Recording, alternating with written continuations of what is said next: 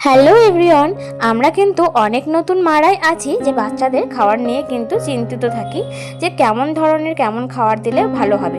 সকালে কি ধরনের খাবার দেবো, বিকেলে কি ধরনের খাবার দেবো, সন্ধেয় রাতে কি ধরনের খাবার দেবো, সেগুলোই কিন্তু চিন্তা করতে করতে সময় চলে যায়। তো সেরকমই একটা ভিডিও নিয়ে চলে এসেছি। আমি আজকে তোমাদের সাথে যেটা শেয়ার করছি, গুনগুনকে আমি সকাল থেকে রাত পর্যন্ত কি ধরনের খাবার দিলাম সেটাই আজকে তোমাদের সাথে শেয়ার করেছি। আশা করি তোমরা যারা নতুন মা আছো তোমরা স্কিপ না করে পুরো ভিডিওটা ফার্স্ট থেকে লাস্ট পর্যন্ত দেখো। আশা করি তোমাদের অনেকটাই উপকার হবে। তো তাহলে বেশি কথা না বলে চলো তাহলে ভিডিওটা শুরু করি। তো তোমরা কিন্তু লাস্ট পর্যন্ত সাথে থেকো, আর ভালো লেগে থাকলে চ্যানেলটা প্লিজ সবাই সাবস্ক্রাইব করে পাশে থেকো। তাহলে চলো শুরু করি। হ্যাঁ, কোথায় যাবা? বাইরে? চলো। কোথায় যাবা? কোথায় বাইরে যাবা? বাইরে বৃষ্টি হচ্ছে তো। হ্যাঁ, বাইরে বৃষ্টি বৃষ্টি, জল জল জল পড়ছে। পরে যাবো, পরে পরে যাবো। আজকে গুনগুনকে সকালে দিচ্ছি সুজি। যেভাবে নর্মালি সুজি বানানো হয়, সুজিটাকে হালকা একটু ভেজে নিয়ে ঘি দিয়ে তারপরে কিন্তু জল দিয়ে আমি সেদ্ধ করে নিয়েছি ভালো করে। আর তারপরে আমি এই যে দেখো 2 হাতার মতো আমি দুধ মিশিয়ে দিলাম। তোমরা তোমাদের বেবিকে দুধ খাইয়ে থাকলে দুধ দিতে পারো, না হলে নর্মালি জল দিয়েই করতে পারো। তো তারপরে দেখো ওইদিকে কিন্তু সুজিটা আমার সেদ্ধ হয়ে গেছে। আর এইদিকে আমি একটা কলা নিয়েছি, পাকা কলা, মিষ্টি পাকা কলা। কলাটাকে কিন্তু আমি ভালো করে হাত দিয়ে চটকে নিলাম। চটকে নেওয়ার পর দেখো কলাটা কিন্তু ঠিক এরকম হয়েছে। এরপর যে সুজিটা আমি বানিয়েছি সেই সুজিটা কিন্তু এই কলাটার মধ্যে আমি ঢেলে দিলাম। সুজিটা দেখো অনেকটাই পাতলা করেছি, তার কারণ এটা যত ঠান্ডা হবে তত কিন্তু ঘন হয়ে যাবে। এবার সুজিটাকে কিন্তু কলাটার মধ্যে দিয়ে আমি ভালো করে নেড়ে চেড়ে মিশিয়ে নিলাম।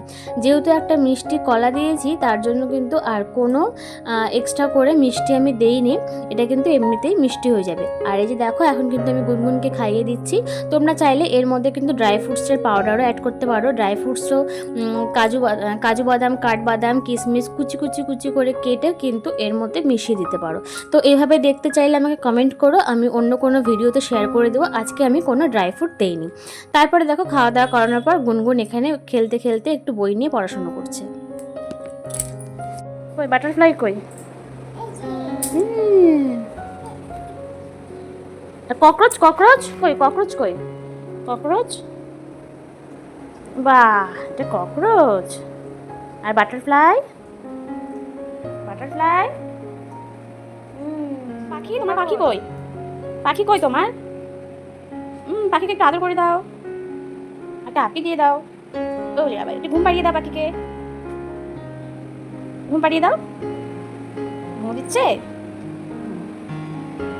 শো, হ্যাঁ শো। পাখিকে ঘুম পাড়িয়ে দিয়েছো? ও, ঘুম পাড়াচ্ছ তুমি পাখিকে? আর এইদিকে দেখো বাইরের ওয়েদারের অবস্থা। কালকে রাত থেকে কিন্তু একভাবে বৃষ্টি হয়েই চলেছে।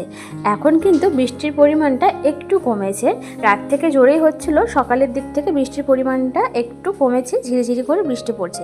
গাছের পাতাগুলো দেখে তোমরা বুঝতেই পারছো যে কতটা পরিমাণে বৃষ্টি হয়েছে। তো এইদিকে এখন দেখো গুনগুন যেহেতু সকালেই ঘুম থেকে উঠেছে, 6:30টার দিকে ঘুম থেকে উঠেছে, তাই ওর কিন্তু এখন ঘুম পেয়ে গেছে। অনেকক্ষণ খেলাধুলো করলো, ওর সকালের খাওয়াও হয়ে গেছে, পেটটাও ভরা হয়ে গেছে।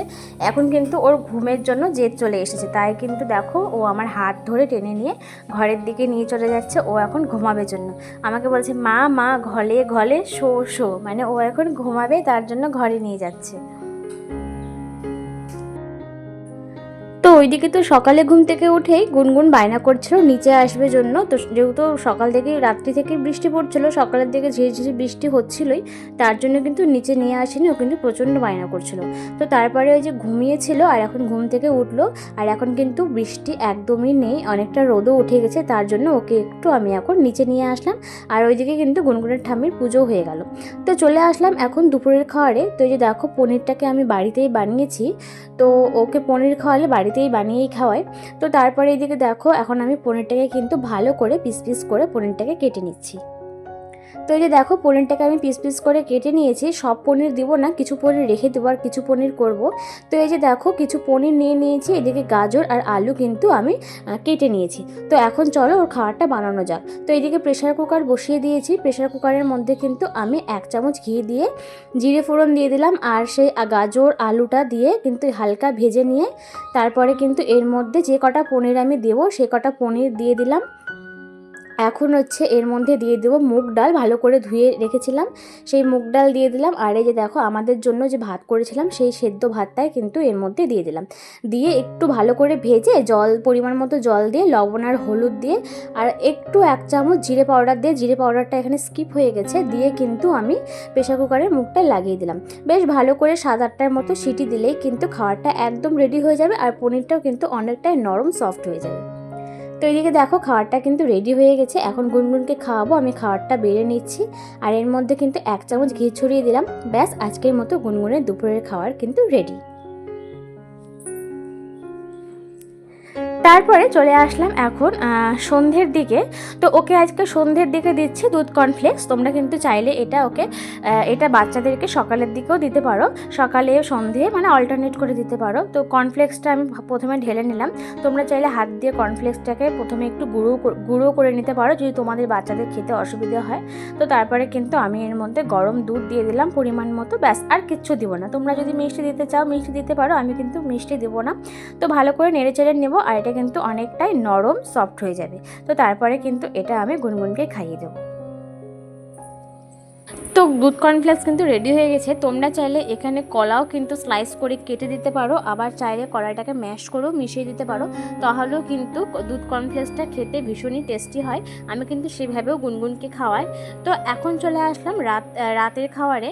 তো আজকে করবো ডালিয়া। তো এখানে মুগ ডাল আর ডালিয়া ভালো করে ধুয়ে নিয়েছি কয়েক টুকরো সয়াবিন আর হচ্ছে আলু আর গাজর কেটে নিয়েছি। তো যেভাবে দুপুরের খাবারটা করেছিলাম সেম সেভাবেই করব। ঘি দিয়ে দিলাম, ঘি দিয়ে কিন্তু জিরে ফোড়ন দিয়ে দিলাম। এখন সমস্ত সবজিটা দিয়ে ডালিয়া আর মুগ ডালটা দিয়ে ভালো করে লবণ হলুদ দিয়ে কিন্তু 1-2 মিনিটের মতন ভেজে নেওয়ার পরে কিন্তু জল দিয়ে দেবো। পরিমাণ মতো জল দিয়ে পরিমাণ মতো সিটি দিয়ে নেবো। 7-8টা সিটি দিয়ে নিলেই কিন্তু একদম ডালিয়াটা রেডি হয়ে যাবে। আর সয়াবিনটাও কিন্তু সফট হয়ে যায়। এক্সট্রা করে তোমাকে সয়াবিনটা আলাদা করে সেদ্ধ করে তোমাকে দিতে হবে না, তুমি কাঁচা সয়াবিনটাই ধুয়ে দিয়ে দিবে, এখানেই কিন্তু সয়াবিনটা সেদ্ধ হয়ে যাবে আর অনেকটা কিন্তু নরমও হয়ে যায়। তো এটাই হলো আজকে গুনগুনের সারাদিনের খাওয়ার রুটিন। তো তোমাদের কেমন লাগলো অবশ্যই কমেন্ট করে জানাবে। আশা করি তোমরা যারা নতুন মা আছো তোমাদের অনেকটাই হেল্প হবে। আমরা নতুন মারাই অনেকটাই চিন্তিত থাকি যে কী ধরনের কী খাবার দেব। তো একটা দিনের সারাদিনের রেসিপি তোমাদের সাথে শেয়ার করলাম। আশা করি তোমাদের অনেকটাই হেল্প হবে। তোমরা কিন্তু ফার্স্ট থেকে লাস্ট পর্যন্ত পুরো ভিডিওটা দেখবে। তো এই যে গুনগুনের রাতের খাবার কিন্তু রেডি হয়ে গেছে। তো 1 চামচ কিন্তু ঘি ছড়িয়ে দিয়েছি। তো তোমাদের যদি ভালো লেগে থাকে তাহলে প্লিজ সবাই চ্যানেলটা সাবস্ক্রাইব করে পাশে থেকো। আজকের মতো টাটা, দেখা হবে নেক্সট ব্লগে।